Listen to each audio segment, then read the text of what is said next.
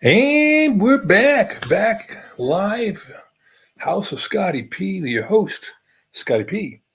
And kind of chillaxing today. It is Tuesday. It is the 27th. And getting close to the end of the month here, I guess. I mean, 28 days, half November, unless we're in one of those odd years, and we'll get to go to 29, right? So let me see. Bada boom, bada bing. Yeah, today's the 27th. So that'd be great to know that we will have only 2 more days. Must be a leap year. 2 more days in our month. And that's great. And that will bring us up to March. And then we have to worry about the Ides of March. Does anybody talk about that anymore? The Ides of March? I don't know. You can see the doors open today, so that means the dogs are in here today. But one of the dogs she hurt her arms or her legs, arms. She hurt her legs jumping around playing, and so she's limping. And if she gets up and starts running, I may have to disengage and go take care of her real quick. There it goes. To see there's a helicopter going over, and anytime there's noise, the dogs have to go out there, and she hurts herself. But we'll pay attention. We'll see what's going on. Other than that, what's going on? Not a whole bunch. I have not been posting. I have not been getting out there that much because it's been a struggle. I've been on the struggle bus. Hello, welcome to the House of Scotty P, a common sense carnivore, talking about the things we can do today. Yeah, and feel free to join up and hit the texts and go ahead and get into the conversation. But yeah, I've been on the struggle bus lately with all things carnivore. Not because carnivore is difficult or carnivore is demanding or any of that, but because I'm weak and fallible, and it's so easy. I mean, you've heard all the discussion before. So many discussions about how carnivore is easy and carnivore can do so many good things for us. But the truth of the matter is, a guy like myself, you have 60 plus years of eating ad libum, ad litem. Whatever I want to eat. It doesn't help. And then you throw in old age. Well, not old age, but at least I'm no longer a young pup. So it's difficult. A lot of bad habits to overcome. I'm a big time stress eater. I don't know about you, but I'm a big time stress eater. And so I get stressed, I start eating. And normally I won't eat very well because that's just the way this goes. All that being said, I don't know if any of you are stress eaters or not. Hello and welcome to the House of Scotty P here. Just discussing my journey with doing the carnivore. Now, I started last year with carnivore, and I did pretty good. Been over 200 days ago because I started right about the same time Bill Knott did. Hey, big man in Alaska, how you doing, brother? You good? Pimples on your stomach. What's up with that? I believe it's just before by the. Oh, okay. Okay, so anytime you have, I think, pustules on a hair follicle, you can look to a couple of common things like it could be related to hydration. It could be related to exfoliation of your skin, and those hair follicles are getting blocked up. But we were talking about this with Bill Knott, and I had talked about it way back in the beginning. But I suspect, because of the way the body works, all of us people who are blessed, physiologically speaking, we have a number of challenges that layer on, and one would be your lymphatic system. So let me ask you there, do you find that you have any edema, any leg swelling at all? I know you did you were doing trucking stuff, then you were doing public speaking things. But do you find any swelling in your legs at all? Like if you were to take your finger and push it into your shin bone midway between your instep and your kneecap, and hold it in really hard for about, I don't know, 5 seconds. Do you feel a dimple or a dent in your leg? If you do, depending on how much how pronounced that divot is, or if it's opened up wide, like if you push down like a trampoline. So if it's a deep and a wide divot, that would probably be a grade 3 case of uh, uh, water retention and edema. And I know that because I have it. So you might even just about cured. So, all right, good. The other thing is about, and Bill Knott in Alaska could talk more about this, but do you know a lot about your lymphatic system? If you're all up on your lymphatic system, I don't want to wear it out, but the lymphatic system is quite amazing, and so much of your health is centered in the lymphatic system. And what happens is if that lymph doesn't get moved around, so to bore you to tears, everything you eat goes through over the teeth, over the gums. Look out, tummy, here it comes down into your stomach. It gets all masticated up. Well, you chew it up, gets masticated, gets acidified, whatever it needs, lipase, whatever enzymes are needed. Go past the duodenum, gets into your small intestine. In the small intestine, you have your villi. Okay, so in your small intestines, you have the villi. The little things hang down into the fluid that is now in your small intestines. Now, your small intestines are filled with liquefied meat, fats, and then vegetable matter, the fiber, right, which is cellulose, which is totally undigestible by you. You cannot digest it. It goes out, hopefully. Anyhow, that material that's in your small intestine, they call that chyme. Anyway, that chyme, as a fluid, goes through in the villi, all around the villi. Now, if we just look at one villi, that one villi has like a road map of vessels, capillaries on the surface, and those absorb a lot of your nutrients. Those nutrients go on, okay? And in the middle of each of those villi, a thing called the lacteal. The lacteal is like a superhighway, and that's where fats get absorbed and they get deconstructed, moved across the epithelium and reconstructed, and then they go into the lymphatic system. Okay? So everything but fat goes in through your blood system, through the capillaries. Fat has its own superhighway, and that it goes up into the lymphatic system, and the lymphatic system then it gets moved and transported through the body, and eventually it gets dumped out into your portal vein, into your liver, and that's where it mixes up, and your liver does all the magic the liver does. All right. Just your circulatory system has the heart. Boom, boom, boom, boom, boom, boom. We know all about it, right? You don't have a heart for your lymphatic system. So your lymphatic system depends. I'm looking it up right now. I'll put a graphic up if I can here. Your lymphatic system only really works by you moving, okay? So here's a common one. Let me put it up right here. Please, we'll go and visit that site. Can we get okay, let's go look at it. Come on, give me a big, okay, here we go. We can do that like that.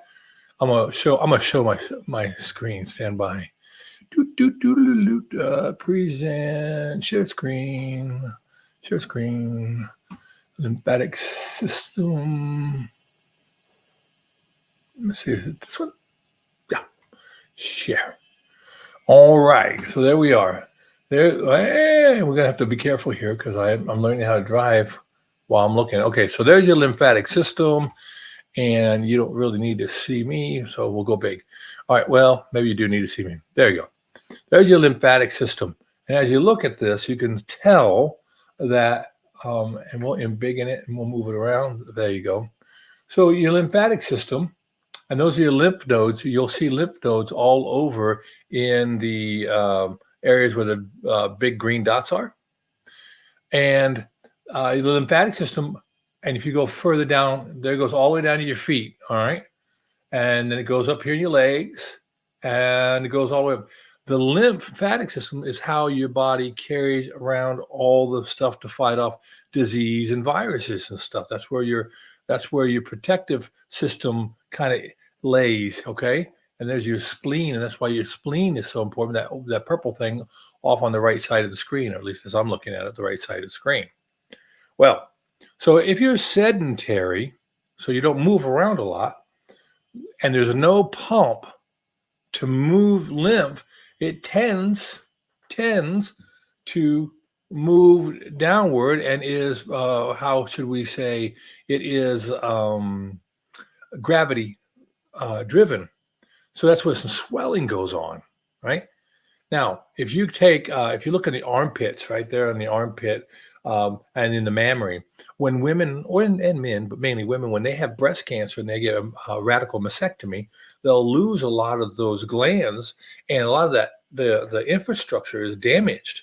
So what happens is many of them will end up with lymphedema, and it'd be so bad that their arms will be swollen like twice the size. You think they were like bodybuilders or something, but they had these great big huge swollen arms because the lymph can't drain out. So then they have to go through lymphatic drainage massage, which is a very delicate massage. It's not like deep massage, but it has to be really light and in certain directions to help the lymph move. I'm going through a lot of this, I know. I have read and heard that when they do autopsies on some larger people, not all large people, but larger people and other, they'll find large deposits of fatty-like white substance in the body. And what that is the fat that was in the lymph and everything couldn't get back, and it just kind of sat there, and it aggregates. So the point in all this is to say, if you don't move in a nice, consistent manner, like walking across the street, around the park, in the house, whatever you do, you're walking, right? That nice, gentle massage. If you don't do that, and if you're not laying down and sleeping good, right, you'll never get that lymph moved around. If the lymph doesn't move around, you can't get your body's protective services to work for you.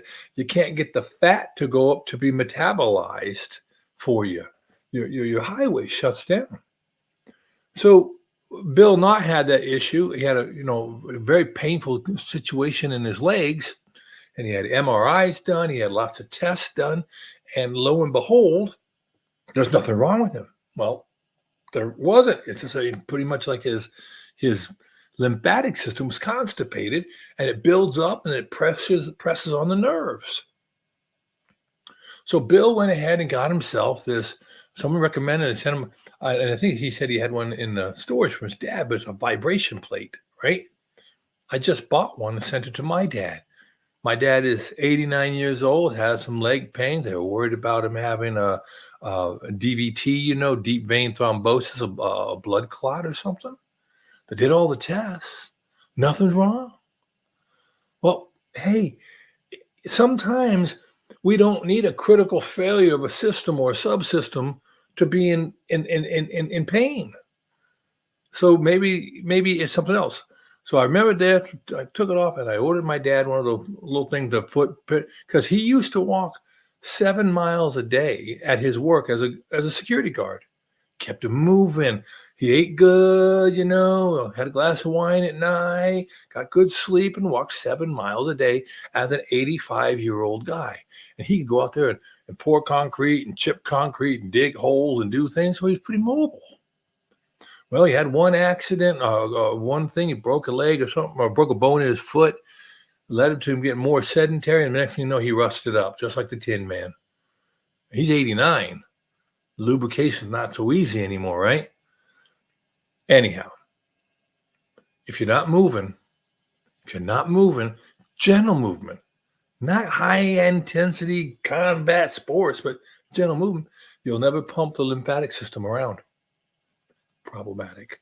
All right. So that vibration plate. Yep. All right. Cool. Now I bought my dad. The one I bought from my father is a. I'm gonna see if I can put this up. It was only $77, right? So let me look at my orders here so I can find. This is it right here. I'll put it up on the screen. I'll share it again. Present. Oh, it's not gonna let me. All right. Okay, I'll have to go through the whole little diatribe again. And there it is. Boom. Share it. Boom. There. This is the one I bought for my dad just this week. And so you can see you can do exercises on it, or you can just sit down and let it work on his feet. You know what I mean? So he can just put it underneath his feet at the kitchen table, and he can let it work. So this says 89, but I paid 77. No, I ordered and I got the 2-year warranty. Maybe that's why it's 89. But yeah, just plug it in, put it down. You can do the exercise on it if you want, but I think he's gonna just use it for standing and doing, and that'll help to get his foot. I think Bill has the great big huge one. He has the embiggened one. So yeah, the vibration plate helps with that. I remember back in the 60s, I was talking to my brother today, and my mom had this thing that she would stand on, like a treadmill type thing, and you put a belt around your hips and it go and it vibrates. I think it was pretty vigorous though, so I think that was too vigorous. But they weren't wrong. And that was back in the 60s. And then, do you know Kathy Bates? I don't know. I'm gonna look this up too because it's how I like to work. She was in The Blind Side, and she did a lot. She's Academy Award-winning actress, right? And I believe she was the spokesperson for. I'm trying to type it out. Kathy Bates, lymphedema. Yeah. So yeah, Kathy Bates, she has that lymphedema, and she was part of a whole group of people working to help others with that. So I think she was a spokesperson for a while, and that's pretty rough stuff. That lymphedema, very painful. It can really get out of hand in cellulitis and things of that nature. So, I just want to give you that. Give you some information on that. Hope I didn't bore you to tears on that. Bill and Todd have the 4. Oh yeah. Oh, he showed it off today. Oh, cool. I didn't know that. Well, the thing is, yeah, if you get the big one, get the big one. But if you can't get that, get the $77 one and start there. I think, and my dad being, let's see, my dad's really good on his weight. I think he's about 175, 180 pounds, about 6 foot tall. Maybe 175, but like I said, he's 89, so his needs are a lot different, and each of us have to do what's appropriate for us. I mean, my brother and a cousin of mine, they wanted to get in one of those little bicycle pedaling things that you can put under the table and just pedal while you're at work. I don't know. I don't know. My dad's gonna be pedaling. I wish he would or could, but all he has to do is put his feet on the thing and let it vibrate. Maybe that'll help him some. I'm really hoping maybe he can stand up with a walker around it and just stand on there and kind of just shift his weight, a little bit back and forth while it's vibrating. I don't know. It was worth a try. But anyway, as I was sharing with you and anybody who's watching, is that I've been on a struggle bus lately.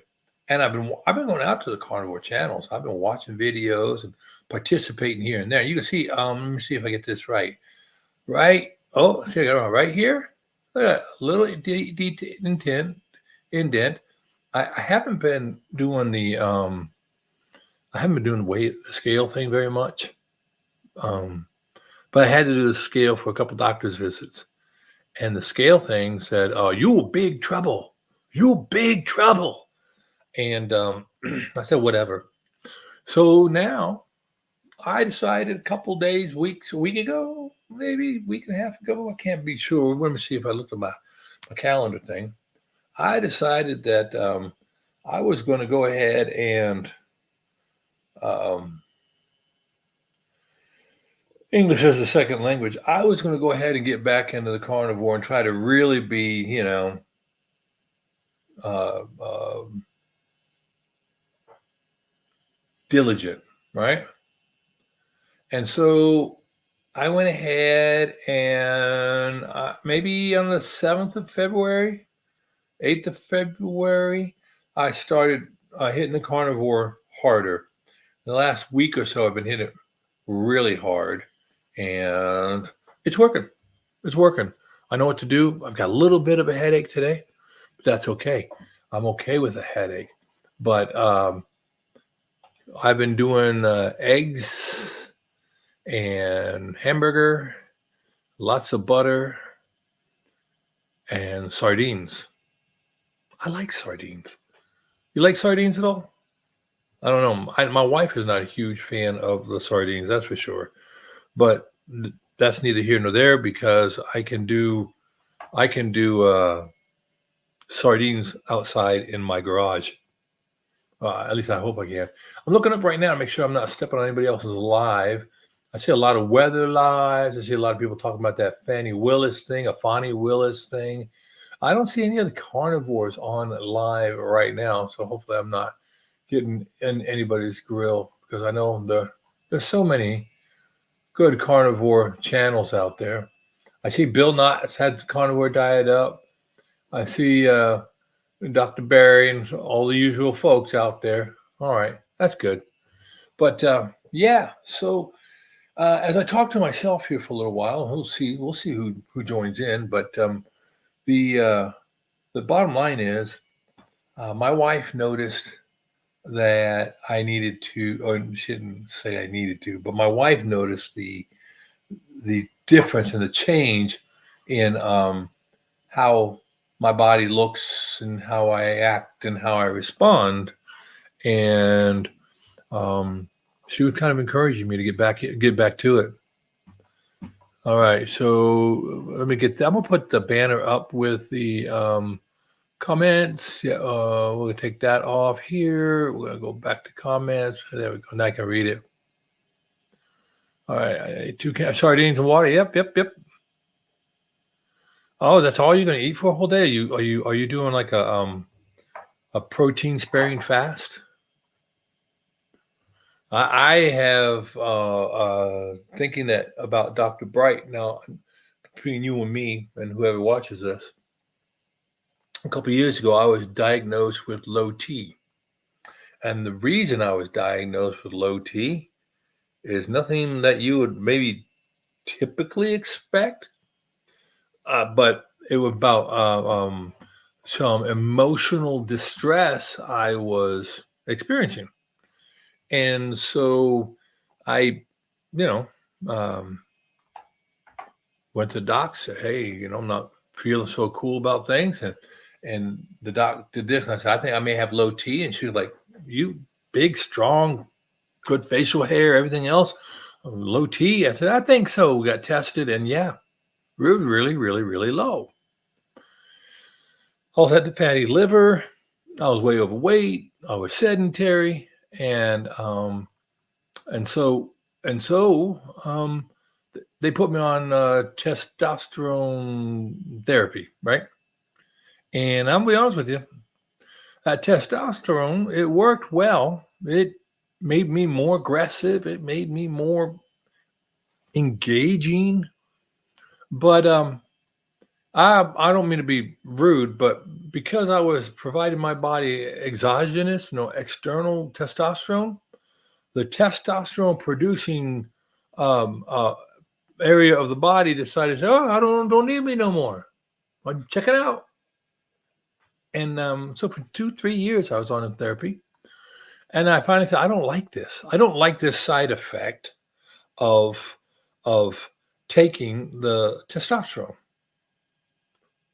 So I did my research, and research says, hey, why don't you um, cut down on your negative, bad eating things? Get healthy fats back in your diet. Do some exercise. Turns out I started doing the carnivore thing, and my testosterone came back. Not supposed to do that, according to the doctors. Doctor said, once you start this testosterone therapy, you're not going to be able to go back. Well, that's not true in my case. I don't know everybody's case, but in my case. So testosterone returned back to the normal range for a guy over 60. Now, it is not like a guy who's 20 or 18-year-old, okay? But I don't want it to be. I don't want to be that guy. Oh, I don't want it to be that guy. So what can I say? But the bottom line was eating better has really helped with that, and it also helped with mental also. And then we know that happens a lot with people going to carnivore diet. Now I've been on the struggle bus because I've been retired now a little over a year, and I'm not enjoying being retired. I am not enjoying it at all. But that's the way it is. So I have to deal with it. A couple days fasting, weight loss, keto. Okay. Burgers, leftover steak. There you go. Eggs. Oh yeah, more eggs. That's right. And you're a younger man than I, so that's good. I mean, just like with women, you we have hormonal balances, and when they're out of balance and we're out of balance, that has negative consequences. But for me, I think the whole idea about the struggle bus is while it is easy to eat carnivore, while I like eating carnivore, it grates against society, and it kind of grates against my wife. I will say this though, like I was saying earlier, she noticed that I was getting fat and lazier and more down in the dumps, so to speak. So she started with the new year to do a keto-ish, right? I think she's really doing good on the keto, except a few snacks. If she dropped those few snacks, she'd be solid keto. But she's embracing it more, and it's helpful for me more, and so that's good. But the bottom line is, it can get monotonous. I mean, no one ever talks about it. No one talks about the carnivore diet being kind of monotonous, which ties into a conversation I was having with my wife. How much effort, how much money, how much pull and marketing is in the whole food industry? Not the whole food, like a subset, but in food in general. I mean, it's everywhere. They know we need it. It's not like alcohol and drugs that you don't need. You got to eat, but it's everywhere. And so it's really hard to get away from it. We went to some friend's house to play a domino game. I don't know if it's some train game you play with dominoes. We love playing. It's a good time. But we get over there and they start drinking a little bit, and the chips come out and everything. And it's hard.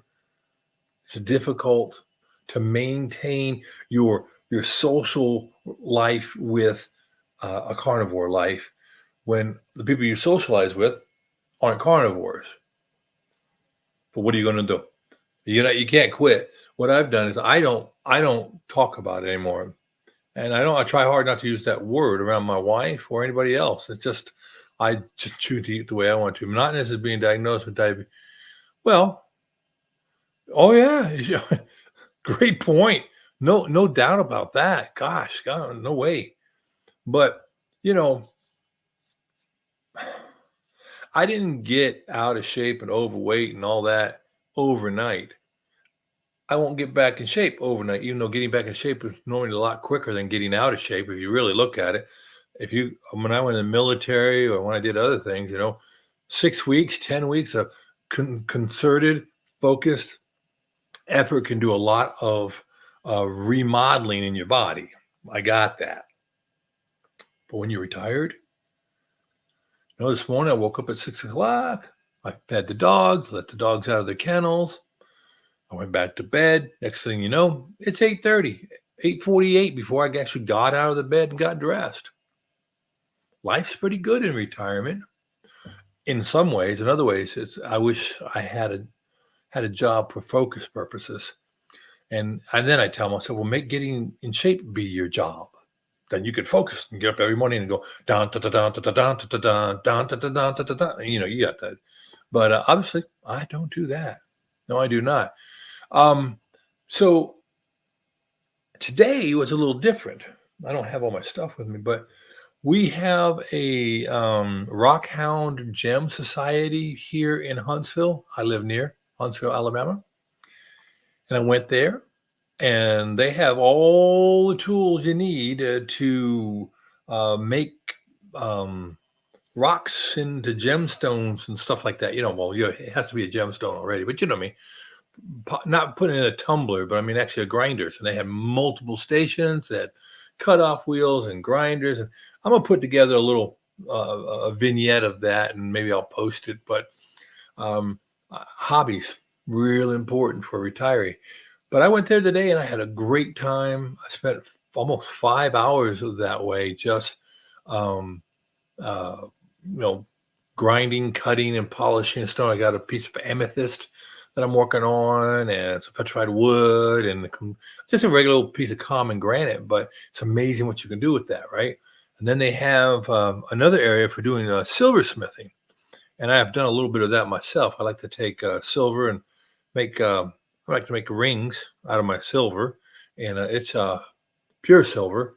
And so making rings, casting rings, and I think eventually I'll be able to take it and maybe make make something a little more spectacular than something like this. This is just what I like to call organic, ring making. Nothing fantastic. I don't spend a lot of time, but yeah, I just put that on there. Am I suffering from any cravings? You know what? I don't know. I don't think I was in better control. Like when I had been doing carnivore for, I don't know, a month and a half, about 45 days. I don't think I had any more cravings. I do now. I may be penalized in the court of public opinion within the carnivore universe for the following. I still drink coffee, and I put saccharin in my coffee. It's pure saccharin. Is that sacrilegious? Probably. Is it contrary to my better interest? Probably. But by doing that, I'm not wholesale going into honey and other sweet things. I have a pretty significant sweet tooth. I'm weaning myself. Maybe a saccharin is kind of like my methadone, for a heroin addict. Not good for you, but better than the heroin, right? Well, maybe my saccharin's probably not good for me, but better than the sugar cravings. But normally about day 30 to 45, I don't have any more cravings. Now, I have been going and eating the butter like nobody's business this last week. I've already ate a lot of butter before, but now I am focusing on eating at least one stick of butter each and every day. Yeah, I do. So fruits, okay. There you go. See? And if you're eating the whole fruit and nothing but the fruit, now if you're eating the whole fruit, there should be a glycemic load there with the fiber of the fruit. And my wife has to eat that. That's what keeps her regular. She likes to eat one of her Bosc pears every day. Keeps things bright as rain. I just now shared with her. She needs to not eat her carbs with fats. I can't remember where I read it, but they did some studies, and that if you eat your sweet carbs and carbs in general with fats, you'll store more because you're getting two fuel sources. One of them is a really um, potent one in sugar, and the other one is, a long-term one. So your body wants to store that energy. So yeah, that's a big deal there. Pears, yeah, absolutely. See, I think that's the common sense part I want to get to, brother. That's exactly it. If you think about it, Rome wasn't built in a day. Rome wasn't built only by good people. Things happen. If eating a piece of fruit keeps you on track, I think that's great. I think that you eat that fruit and you enjoy the bejesus out of that fruit. And when the time comes when you say, you know what, I can step away from it, then you step away from it, right? My wife will tell me all the time because she's a lot smarter than me. She got all that education. She would tell me there's an argument theory called the slippery slope, and I'm sure you've heard it too, a slippery slope, and how that's actually pretty much of a fallacy. Not everything is a gateway to something worse. Now, given that, I don't know. What do you think? I see we have a couple folks in here. Anybody wants to chime in? By all means, please chime in. What I can do is I can go ahead and throw the link um, into the comments. I think I can do it. There we go. There it is. Anybody wants to come on to the stream? Let me know. I'll see you drop into the green room, and I'll bring you on. If you want to do it that way, then you don't have to do all the typing. But yeah, I think people get way too caught up in trying to be perfect. I think I saw a video out there eschewing, asking us to be kinder to one another and more forgiving to one another in the carnivore community. I'm sometimes confused, though, in the carnivore community, not in the community, but this whole algorithm with YouTube, right? And a lot of people, not everybody, a lot of people working toward monetizing their channel. And my channel, it's a minute away from being monetized. Pardon me. That's for sure, because it's a tough one. You have a busy house. You would Okay, I got you. No worries, brother. But I believe you have to have 500 followers and 4,000 hours or 3,000 hours. I can't remember. I know that it was posted. It's on my YouTube studio. What you have to do to become monetized. So, but the truth of the matter is that is not my focus. But with so many people, it is a focus. And when it's that big of a focus, um, I see pretty fantastic thumbnail titles. Kind of why I've gotten away from it. I don't want to do the thumbnail war. But looking at it right now, I have 396 subscribers. I need 500, so I'm 104 subscribers away from meeting that one goal. And I need to have a bunch of watch hours, and I don't have them. I have to have. I have 3,000. I need 3,000. I have 1,200. Well, so with all that being said, I am not going to be doing the great big grandiose videos with oh my gosh, gotta see. I'll just do that here in the lives and we'll call it even. And we'll talk about things that matter to you. So you have a busy house right now. I see we got a couple of other people watching. By all means, feel free to drop in a comment. What's the word we like to use? We like to say do the press the like button and all that good stuff. There you go. I've got the banner going across now, and I guess that helps. Talking about thumbnails and research, they are important. They are. I don't discount that. I I don't know. It's a lot of work. It's a lot. It is a lot of work, and my hat's off. Well, literally, my hat's off. My hat's off to all those who do it. And I know that when I started this, I let this consume my life to an extent, and I've pulled away, and then I dabble back into it again. And I didn't get back into gaming though. I used to do a little gaming, but I'm not good at it, so I'm not doing it anymore. But I am doing this. So carnivore, like I said, the past few days for me has been lots of egg. Well, lots of eggs from what I used to eat. My eggs are, I'd eat anywhere between 4 to 6 eggs for breakfast. I'll have a quarter pound of ground beef, and then, and maybe 3 tablespoons of butter. I eat a tablespoon of butter when I wake up in the morning. I eat a tablespoon of butter when I go to bed. That's 2 tablespoons. I have 3 with my breakfast and 2 or 3 with lunch and dinner. So that's 6, 8. So a whole stick every day of butter. Just slice it, eat it, and be done with it, right? Now I like butter. And my butter is the no label brand that we get at the military commissary. So I don't know what it's like. I don't know if it's like the pure Irish butter or whatever that stuff's called. I don't remember the name of it, but I don't like spending $5 a pound for butter. So I buy the $3.60 a pound butter.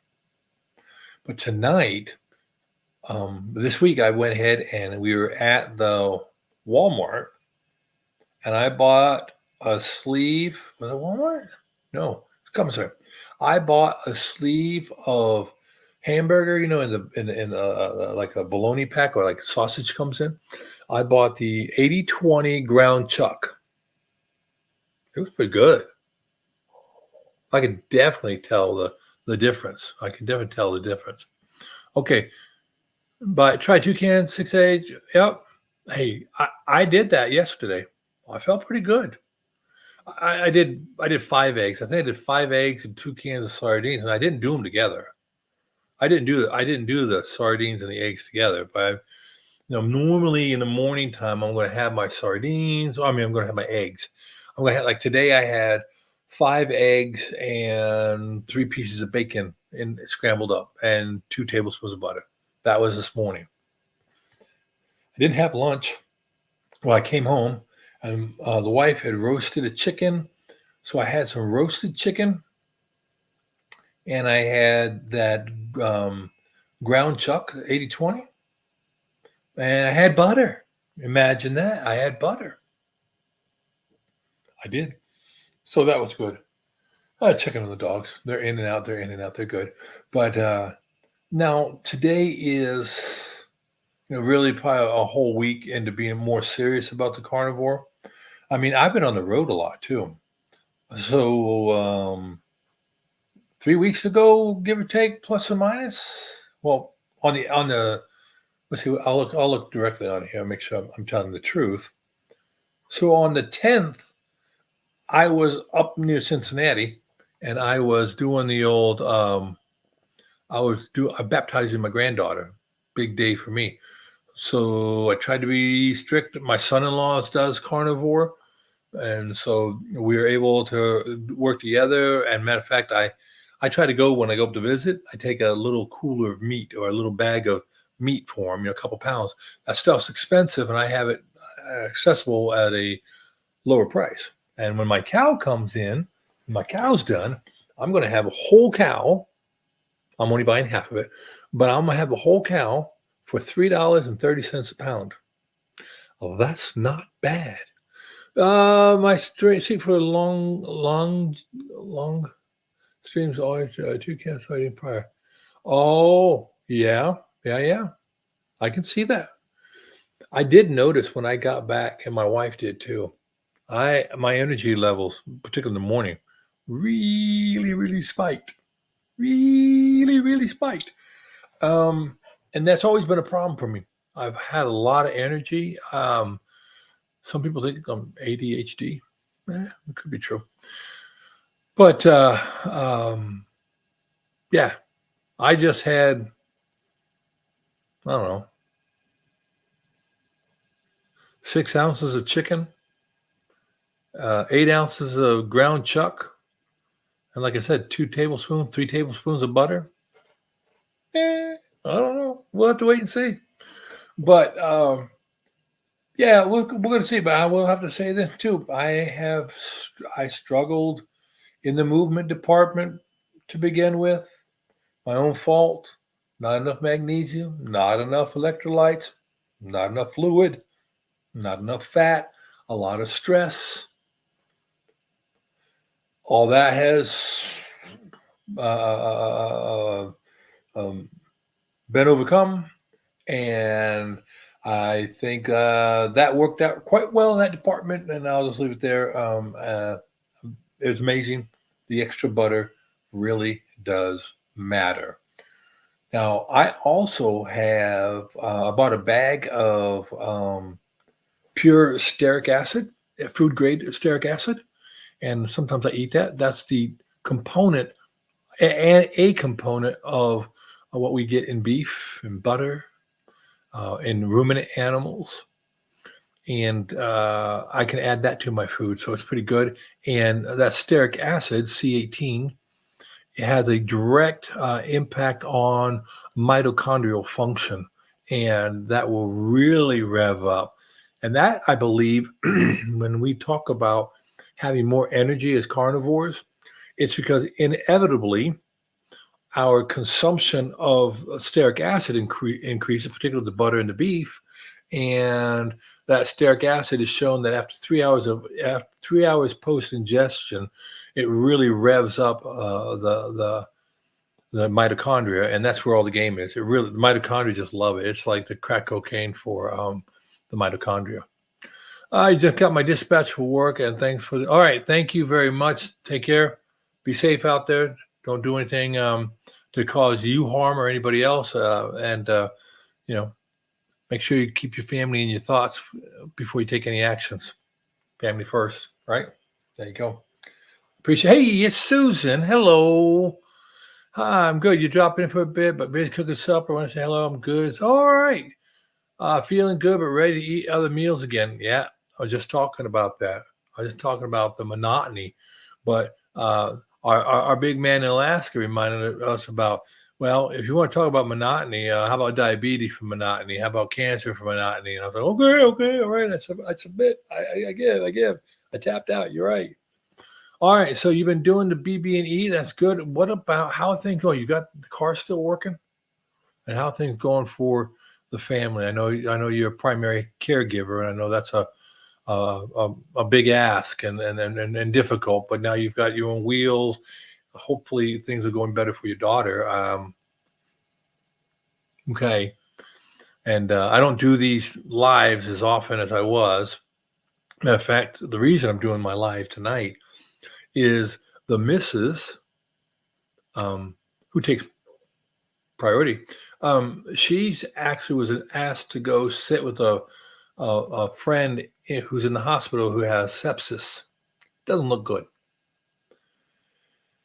And of course, the wife said yes, she would go, and so she went, and she's at the hospital this evening. She's going to be there all night. So sit there in the hospital room and keep an eye on her, and be there when the doctors come in, because she isn't quite as coherent as she would like to be, and that makes it for a difficult time for her.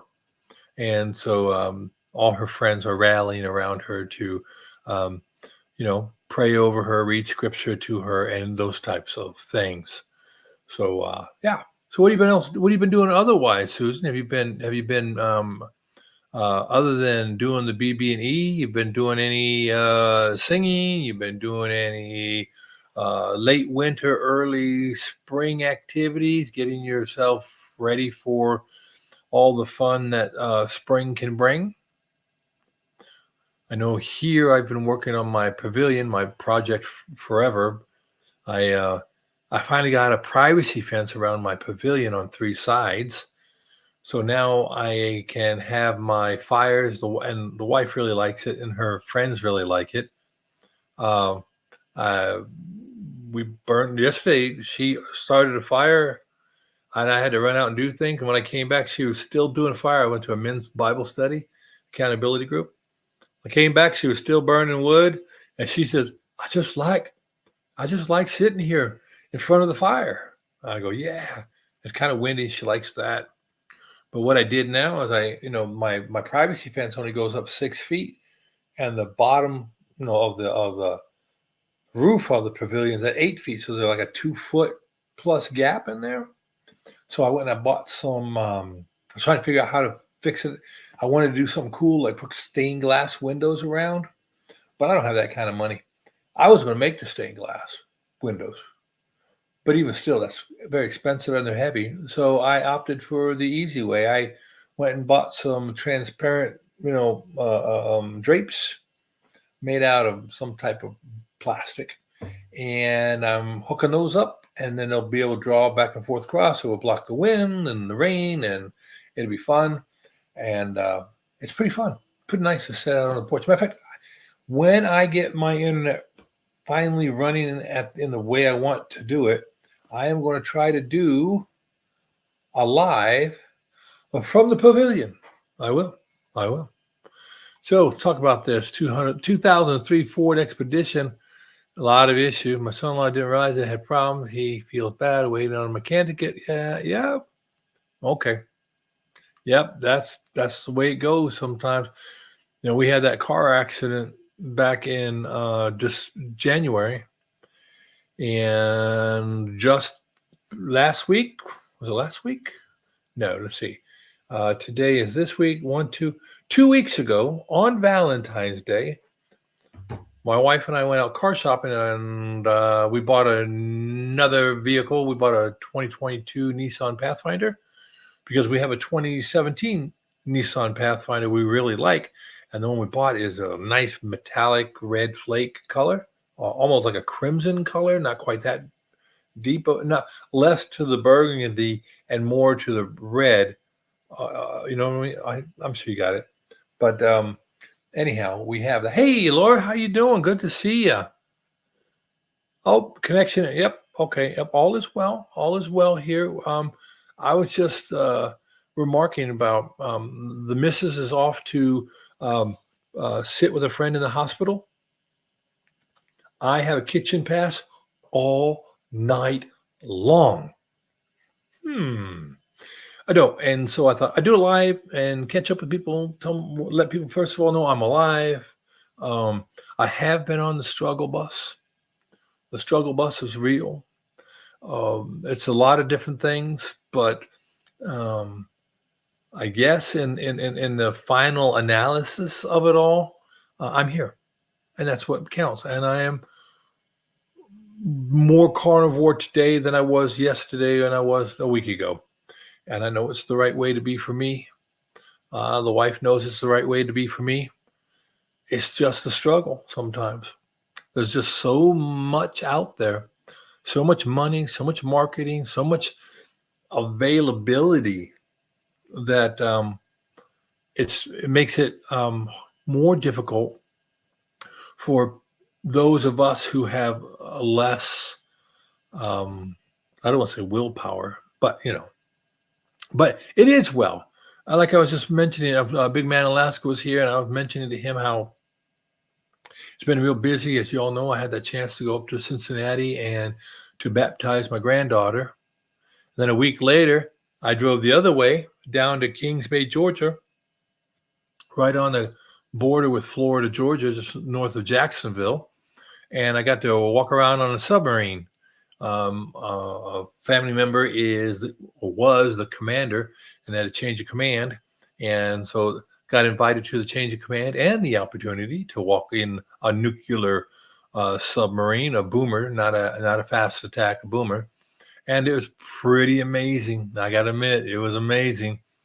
Even after I did 20 years in the military, pretty amazing. But then we got back from that. And the following week, I had to go up to Nashville. And that was all about picking up our friends who've been there for the last 3.5 months because she was getting bone marrow transplant because she has leukemia. So all that got worked through. So we helped move them back. And the cool thing, I think I've talked about it before, while they were away, getting all that taken care of out of their home and going through all of that, um, guys in our church, along with some of the women, we all got together and we ended up putting a new roof on the house. We re-sided the house, took off an old deck, older, smaller, hazardous deck, and rebuilt a beautiful new deck. It's got to be at least 12 by 12 with wrought iron railing all the way around it and down the stairs with storage underneath. That was done exceptionally well. And we were able to get, 2 big loads of privet down from around the back fence. A lot of stuff got taken care of at their house to facilitate their homecoming. And then I know the wife and some other women went over there. And if you leave your house for the better part of 100 days, and if you're getting a lot of chemotherapy and a lot of that, even before that, for almost a year now, your house might not be in the condition that you would normally like to keep it in.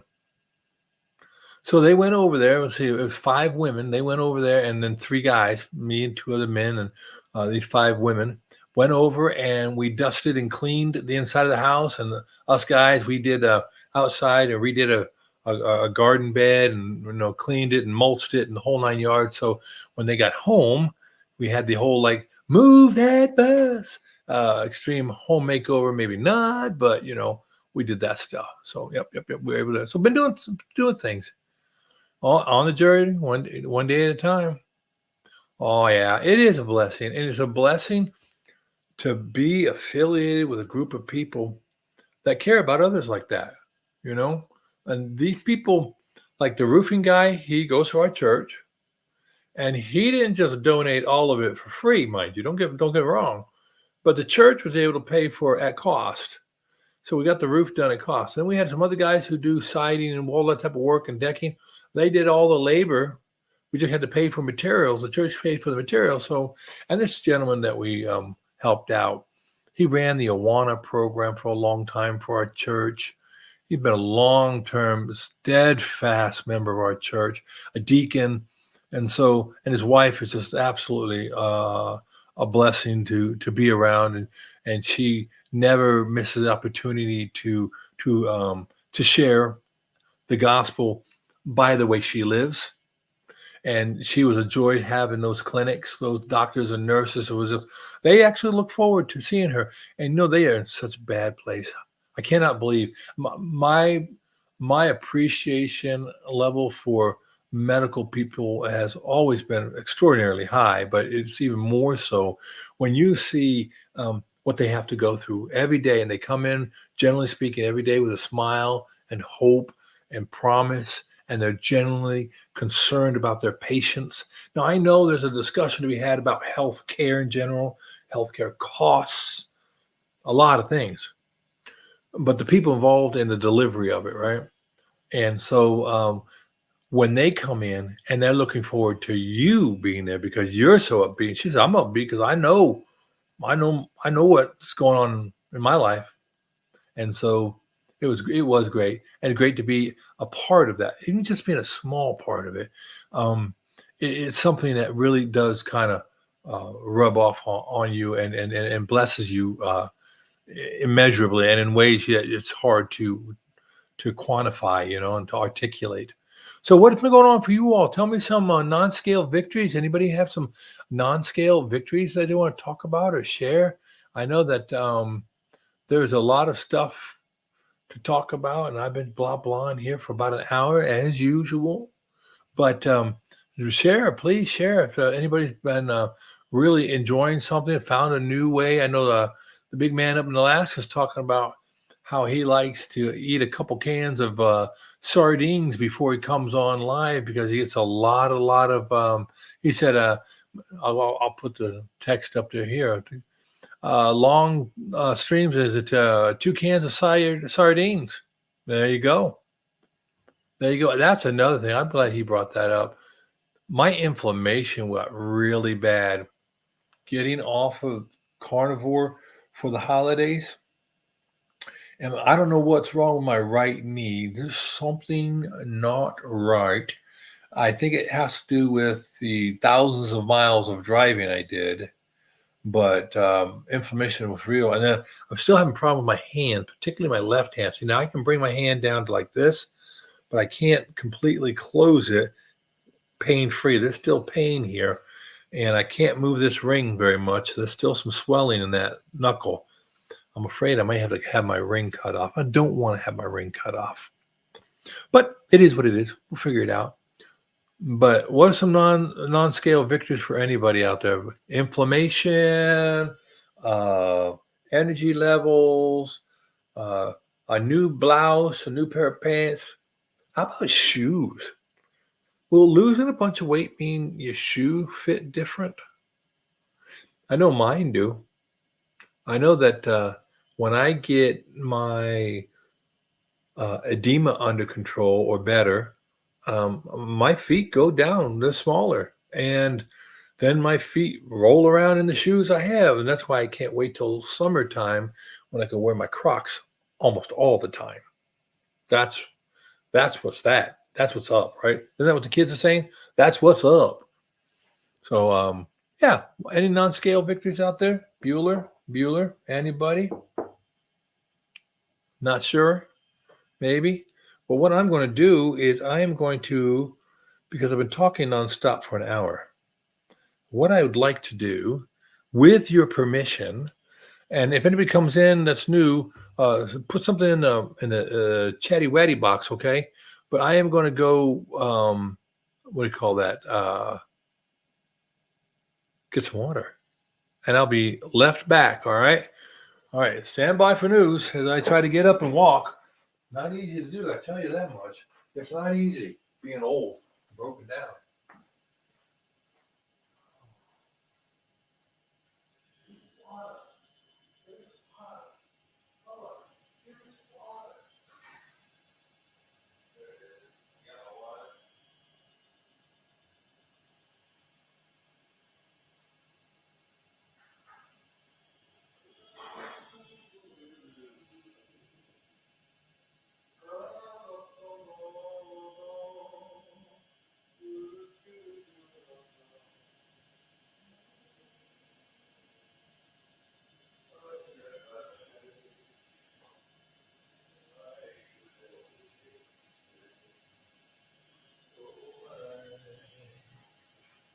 You ever run to me?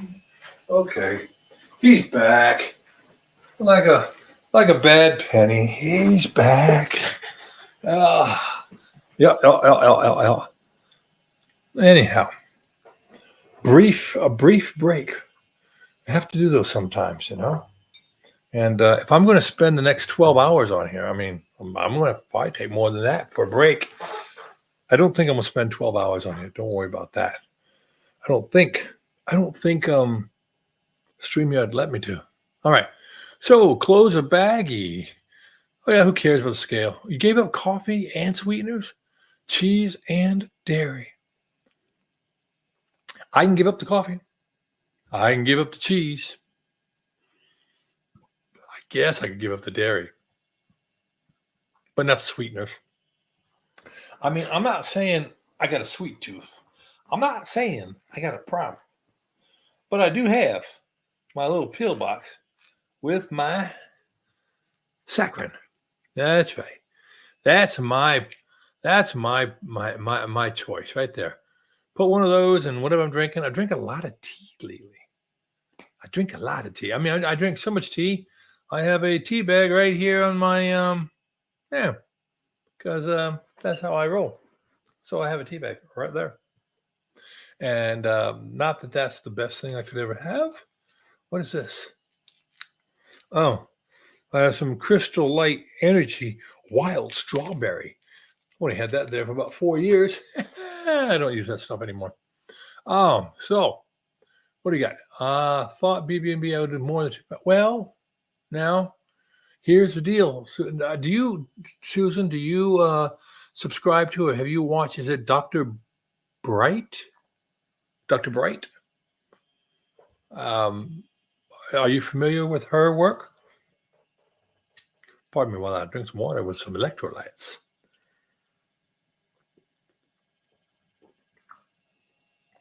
And the reason I asked that, I think she talks a lot about when you're going to do something like beef butter and eggs, right? Beef butter eggs, beef butter, bacon, beef butter, bacon, and eggs, right? When you do that, you're going to up your fat content, and you may need it for healing. So I think we all need to just take the scales and put them in a closet. Oh, Dr. Bright. Let me see. I'm gonna pull up Dr. Bright. I'll make sure I got it right. I could have it wrong, and that won't be the first time I've ever had something wrong. But Bright. Yeah, Dr. Bright and fat fasting. I'm gonna bring up a video for Dr. Bright if I can. Let's do a sharing of a screen. She does a lot with the beef and butter gang. All right, but let me do the old present screen. Share the screen. Share the screen. Okay, sure. All right, there we are. And this is the page. Kind of big in it. There we go. Dr. Bright, Dr. Elizabeth Bright. Stop eating one stick of butter. It's just that kind of clickbait. But she is all about eating the high fat. And you can see there she is on the zero carb life. She does a lot with women, right? She is a woman she was coaching and works with a lot of women. So yeah, so she recommends a lot of butter in the diet, and for hormonal reasons, because the maybe 50% of your hormones are built on a cholesterol backbone. So if you don't have the cholesterol in your diet, then how can you build those hormones properly without scavenging? Which is another reason why I don't hear the good doctors in the carnivore field. They talk about it a little bit. They're very much telling us that statins don't work as well as they're prescribed. I mean, if the efficacy of a product were directly correlated by the amount of good they do, we'd have no sick people because of all the drugs that are prescribed. And that statins, if you drill down, and I'm not a doctor, there's not medical advice. If you drill down into the statin data, that data does not support much more than a 2% improvement for people. So think about it. They say that high cholesterol is a bad thing in and of itself. It's just bad. And they don't ever break it down. I was just thinking today, if I won the lottery, I'd get a couple of these good docs together, and I'd say, design for me a metabolic ward, and let's do some serious study, and I'll fund it. Double blind, placebo controlled, blah blah blah blah blah. Right? Very expensive, right? But think of it.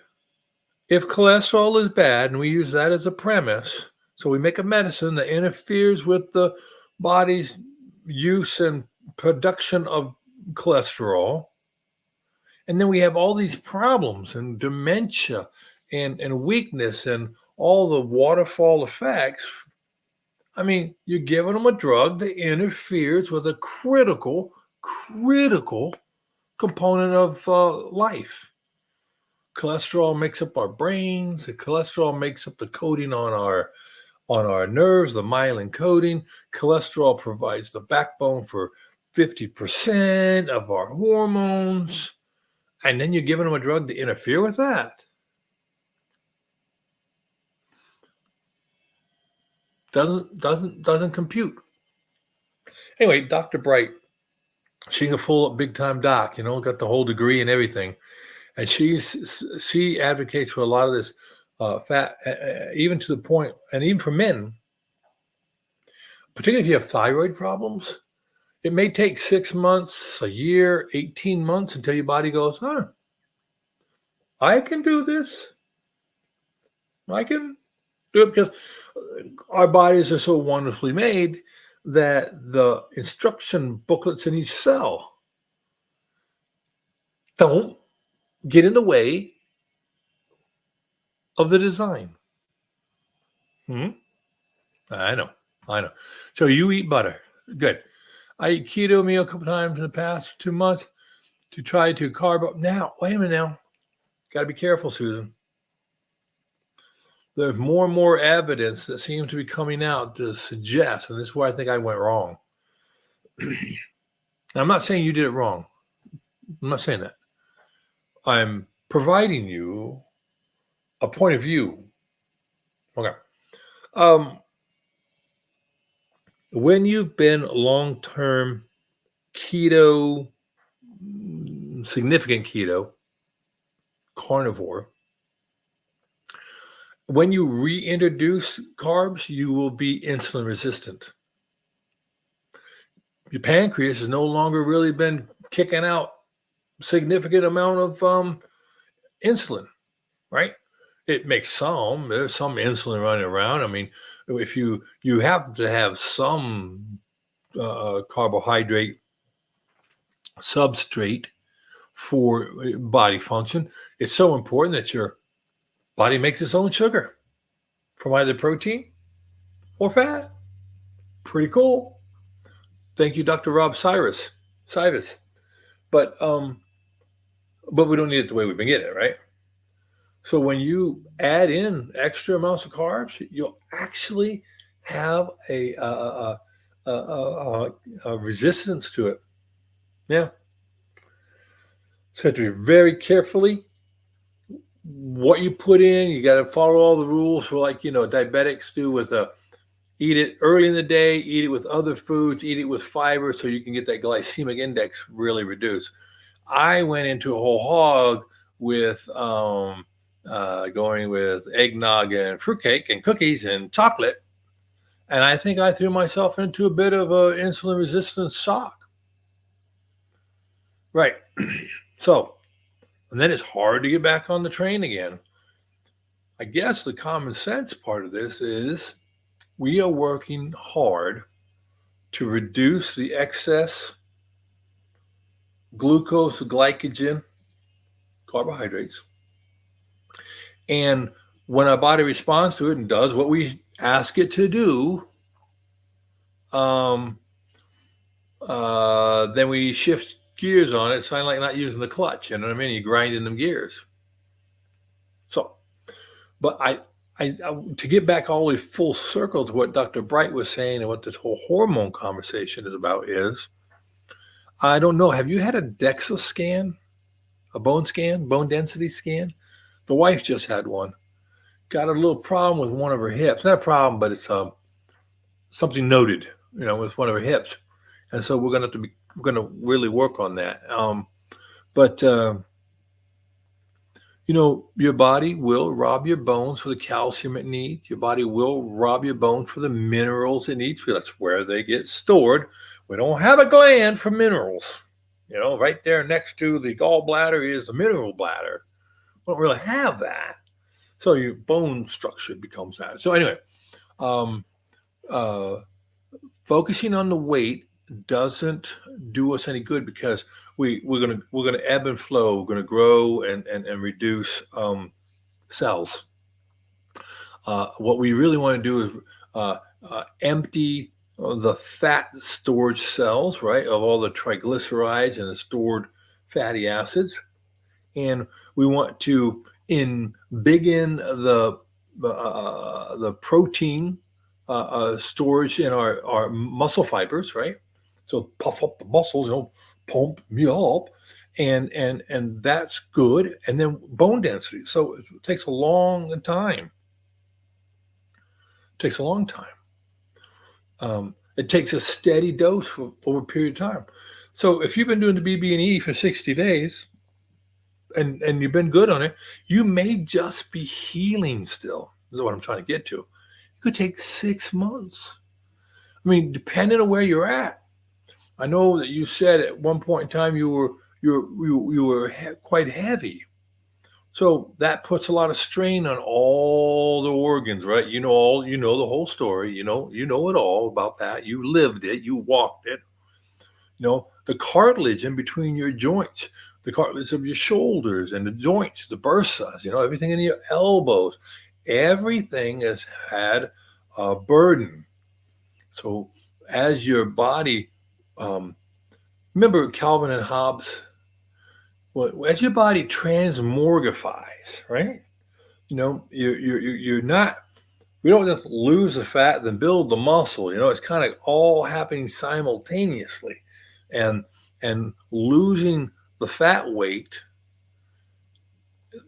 is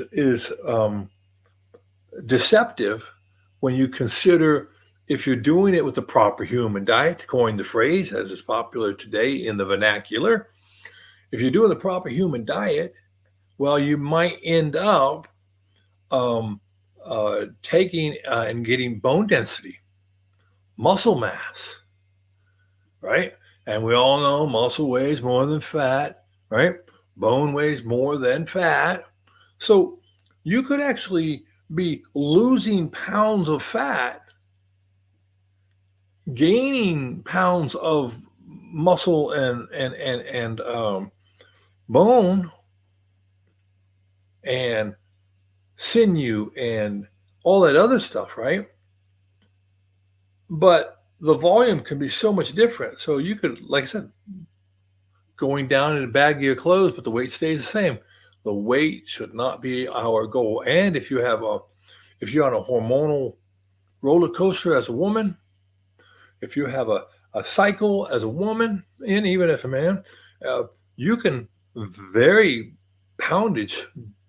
And then if you have a weigh day, so now your mind is all into it, right? If we just try to let the benchmark of weight be what the benchmark of weight is, a benchmark, and we instead put importance on our emotional well-being, our physical health. Can you bend down and pick something off the floor, right? Can you pick something up off the floor to put it on the counter? Is it a burden to do stairs, to take laundry around and out and about and do things? All those things we do, to carry groceries in and out of the house. Functional success stories, right?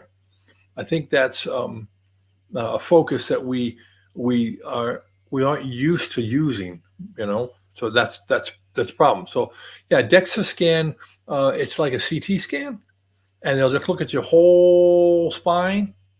They're going to focus probably on your cervical and lumbar and a thoracic spine right there in the middle. Convenient.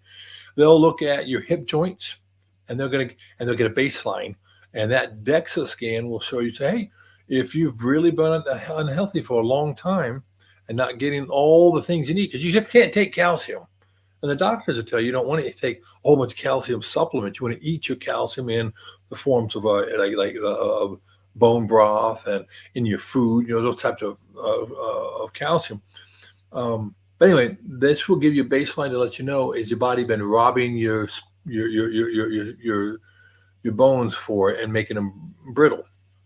And part of that is having the communication system in your body, the hormonal information network. If you were to think about hormones as runners in between the communication centers, like emails, right? An email is a wrapped data bundle, right? And you write and put stuff into the email, but the email is something else. It's a wrapper that moves that data packet and helps it get assembled and all moved along, right? Same thing with hormones. And if you don't have that, you can't get the data there. You can't get the contents from one place to another. You can't get the operators and the operands to appropriately trigger and cascade all the different things that have to happen within a cell, within the mitochondria, and et cetera, ad nauseum. Um, and if you're not getting that right, your body will say, well, I have a way of dealing with this. I go rob my bones. I go rob in extreme starvation. Your body would cannibalize the least important things. So, yeah, I know you got that. Okay, let's go. Gain muscle. Yeah, 5 year keto, 8 months cardio, down 180. Okay, so there you go. And now, with that 80 pounds to lose, if you don't mind me um, delving, okay? And I think I was talking to someone else who was working really hard at trying to lose some weight, right? And what happened was um, really fixated on a number, and that oh, that fixation on the number, right, really didn't. I don't think doodle doodle doodle did her any favors because she was. I'm trying to find this. I want to be able to speak intelligently about it. That might not be something that's in my wheelhouse tonight, but um, that number, that extra pounds you're talking about, you may need to readjust that. I'm not saying the number's wrong, but that number could be, that's a number you made when you were in a certain condition, and now that you've lost so much weight, right? 168 pounds. I don't know how much that might be of excess skin, right? 80 pounds of, and that losing skin, I think, is quite possible from what I read and what I hear through autophagy, right?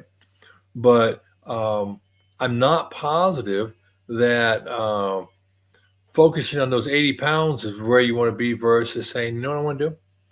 I want to now revamp what I'm doing and say, I want to lose 40 more pounds of body fat, and I want to replace it with 20 pounds of lean tissue bone as well. And 20 pounds is pretty aggressive, right? You could say, I want to add 10 pounds. I want to add in the next year, I want to add 5 pounds of quality muscle, and I want to lose 20 pounds of body fat, right? And but it may be, I mean, I don't know how to do it. Maybe one of the doctors out here will know more. Maybe one of the more experienced people will know more. Maybe Bill Knott will know or whatever, but Todd may know, right? But um, how much the skin weighs, right? I mean, there's a weight to the skin. So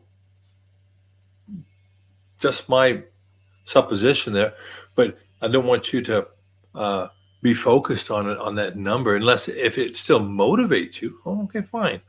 But this other individual, I found that I don't know that she was looking for that last 3 or 4 pounds, and I say the weight goal you had when you were 168 pounds heavier may not be the goal you have today, right?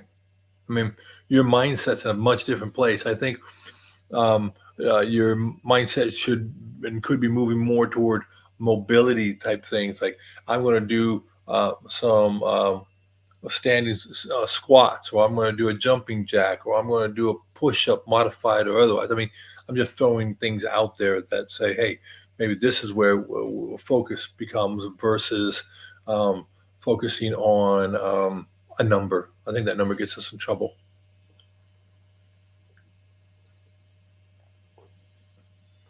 But for sure, congratulations on the 168-pound loss.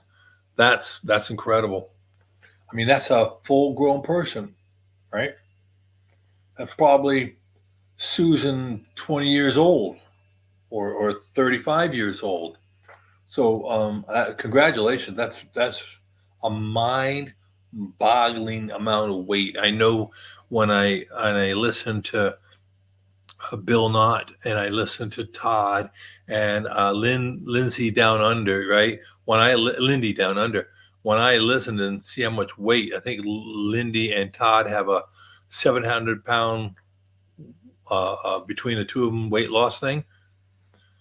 Blows my mind. It does. I'm struggling for 60 pounds. but I'm not consistent. And that's what I know. I'm not consistent. I let myself and get distracted, and then I end up doing the things that, like Paul said, I know what I'm supposed to do, but I don't do it. And that's where I am at. And then I let it become an excuse. And then I recycle, and here we go. And like I am right now, I got a little bit of a headache. I get my electrolytes right. But cycling back through again, only to revisit the same issues. And I'm hopeful. So this year I'm going to turn 62, and why not get in better shape? I'm not going to take Social Security yet, but I'm retired, so I have no excuses. Got a really nice elliptical in the other room, the garage right over there. I've got some weights. I've got a lot of knowledge. I can drive to a free gym on the post, 36-mile round trip. I don't think I need to do that. I have y'all. I haven't been leaning on you all very much. That's not true. I haven't been providing you the opportunity to reinforce. I need to do that. Speaking of, is anybody who's watching going to the meetup that Carnivore Kip is going to hold in April? All right. Yep, I remember you saying that before about being tall. I'm kind of tall myself at 6'5", but I get you. I get you. And 165 is a great weight. Are you? I'm gonna. I really have it planned to go to Carnivore Kip's meetup, and it's going to be down in South Alabama, Atmore, Alabama. What are all these texts? Oh, wait a minute. Hold on. I got to check. Oh, boo. Boo. I'll have to figure something out there. And I got.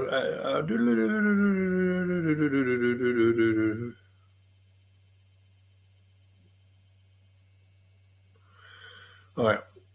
Just got to sometimes check your messages, right? Huh. But now, I haven't been keeping up with the videos, and this is my form of accountability. So I think I'm gonna have to do more lives. But my best time to do lives would probably be during the day, so that way my missus can have some husband-wife time. But that hasn't. The daytime ones, I don't have a group of people who watch during the day. If I did this in the middle of the day at 2:00, would you be open to watching at all? I don't know.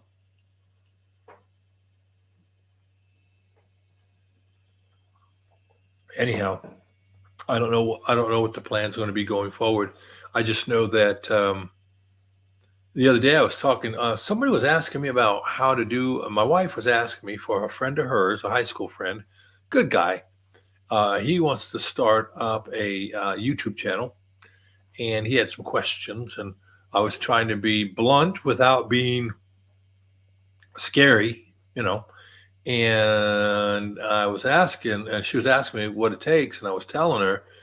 Anyhow, the point being that you have to find a group of people and people who want to buy into your content, and it's not easy, and you have to build up to those 500 followers and get those 3,000 hours of watch time in a calendar year. And anyway, when I looked at it, I didn't think I was close, and I realized I'm only 104 people away from getting to that first level of being able to monetize. And I thought, should I try to get to that level? I don't know. I was thinking about it. I'm not sure, but on my guitar here, I figured I'd pluck a little bit, not because I know how, but I've always wanted to learn how to play the guitar. My problem is I don't have any timing, and I don't have any music theory, and my plucking hand, I only have half a thumb, so it makes it tough. You see, let's see, say here. Oh, hey, Laura, good to see you back. Just cooked toad in the whole eggs with ham. Okay, all right, all right. Ta-da! Congratulations, good on you. I might could you have. I'm going to have to say goodnight. Okay. Hey, it's been great talking to you and seeing you again. Thank you. I'm going to try to be more consistent and try not to, be in a stranger danger. But I can't guarantee it. Like I said, I just got found a place to do some lapidary work, so I was working on an amethyst. I've had an amethyst gem for a while, and I was working on that today, along with a few other things. So retirement, finding hobbies, burning wood, uh, drilling on wood and sand. I like to make bowls. I have to make a couple. I thought about that. And then um, doing the lapidary work. So I'll be doing that, and then trying to learn how to play this doggone guitar. I just, I just don't have any musical talent. I don't understand it. I don't understand why I would have this desire put into my heart and not have any talent for it. I mean, if you go out there on YouTube, you go out there on the internet, right? You can find some absolutely amazing musicians. These guys got like the Steak and Butter Gang, right?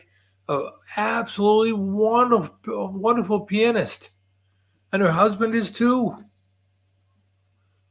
Can't I think the problem is you can't make money in music with so many people who are so good, and then the music industry wants to direct everything you do, and they own a lot of stuff. But anyway, that doesn't mean anything to me. I don't have to make money of it. No, but um, but just to get proficient at it, it takes time and practice. Ah, well, I appreciate that. I do love going live though. I wish I had a little bit more topic, a little bit more content that was uh, engaging. I guess I could start bringing up my lab work. I have to get some labs done. I go to the VA for my lab work, and I'll probably, maybe I'll do a lab work thing, especially with after doing all this extra extra careful work. Maybe I will make an attempt to uh, bring up my labs and do a video on that, which would show probably my labs. What am I doing in my labs? Because I have some trips. I got some more trips and vacations to go on. I don't know if they're vacations. I can't call them vacation because of the oh boy, oh boy, oh boy. What do they call that? I can't call it vacation because I have to work so hard to get there, but it's to see family. I'm going to Omaha in the third week of March. So I gotta do taxes on that day. So on the 19th of March, I have to do my labs for the VA. So that's one, two. So in 3 weeks, I'm doing labs. One, two, yeah. In 3 weeks, I'm doing my labs. And I will have had 1, 2, 3, 4, maybe 5 weeks working on this focus on the carnivore. That should give me some pretty good benchmarks, right? I'm hoping so. It should because I bet you my cholesterol will be up, but my vitamin D should be up. I'm trying to take 4,000 to 8,000 units of vitamin D 5 days a week, and I'm trying to see if that will help because my vitamin D level got way low again. I mean, like low, low. I don't understand it, but anyway.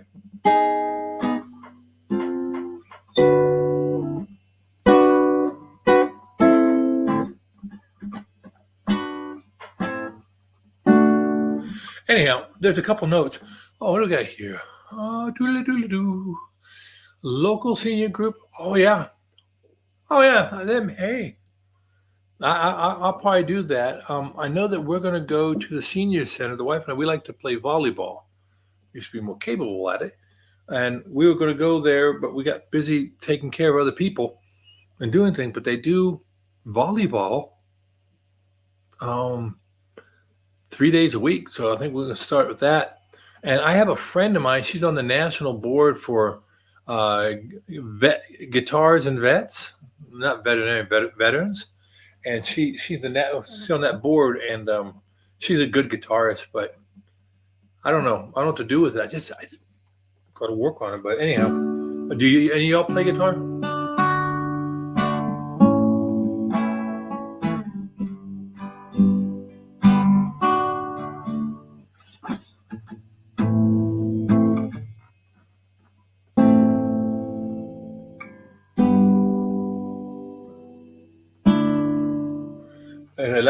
Last dance for Mary Jane. Last dance for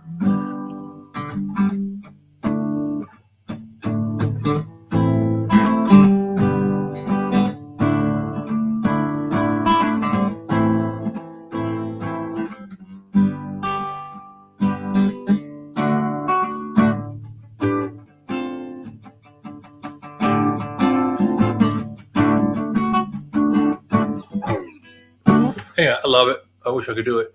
Um, I was trying to pick that up. There was a last dance for Mary Jane. No, who was that? A little fella. I didn't like him. Oh, Tom Petty. Yeah, that's it. That's it. But that's a good idea, Lloyd. Checking with the local seniors. And I did think, I woke up yesterday thinking I should maybe go back to school and pick up a PhD in something. But I don't want to.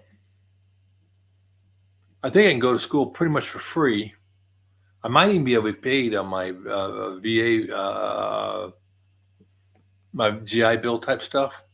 I don't remember. But I just realized I don't really want to, because sometimes I thought maybe I would have more gravitas if I got a PhD in something, useful. But then I realized I don't need to get a post hole digger's paperwork. I'm not going to do anything with it. But if I could learn how to make money doing nothing, now that would be spiffy, don't you think? We got making money for nothing and chicks for free. Who was that group? I can't remember. I can't remember, but I don't remember.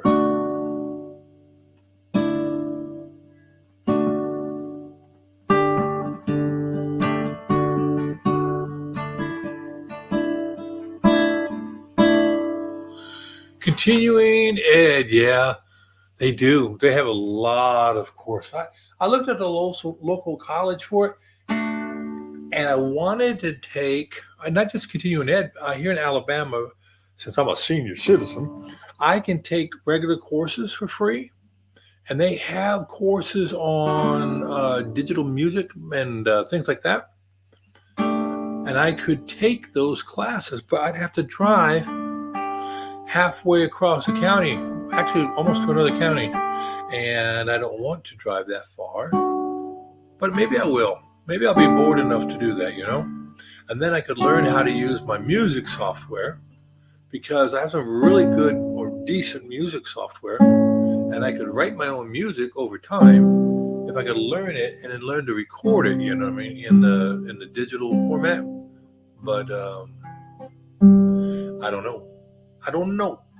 Sometimes my eyes are bigger than my heart. And sometimes I just want to lay down and not do anything.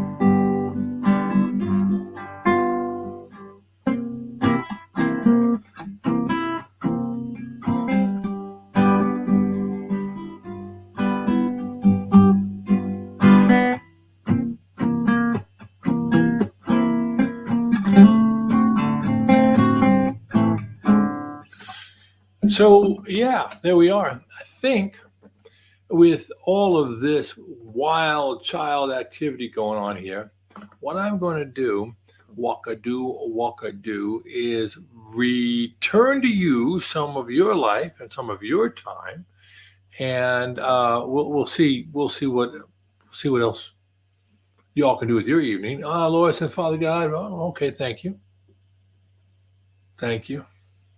yeah,